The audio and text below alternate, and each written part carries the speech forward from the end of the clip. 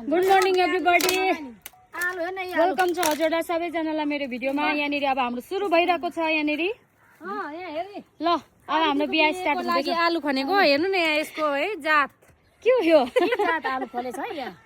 Weight है अबे कस्तो टाइपको आलु लो लु आमा भन्दा बच्चा पो सानो भएछ त। अनि बच्चा त सानो हुन्छ आमा भन्दा। अनि तपाईँ पनि ल आलु निक्लिँदैछ। अब मेरो बिहाको लागि खन्नु हुँदैछ। यहाँनिर चाहिँ अचारको लागि अचारको नाम भनिदिनु नि के हो? गोर्खिया गोर्खे अचार छ छन्।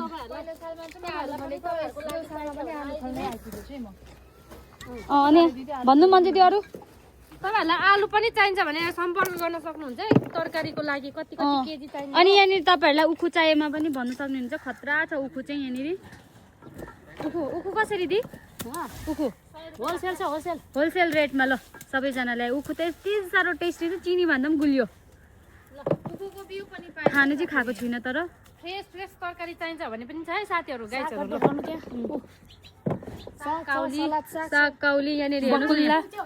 यहाँ सबैजना दिदी बहिनी उपस्थित हुनुहुन्छ। ठुलो दिदी हुनुहुन्न यहाँनिर। ठुलो दिदी भोलि आउनु हुँदैछ र यहाँ चाहिँ हाम्रो भेना एक्लै हुनुहुन्छ। अल्छी लागिरहेको छ अरे उहाँलाई चाहिँ, कोही भेना नभएर।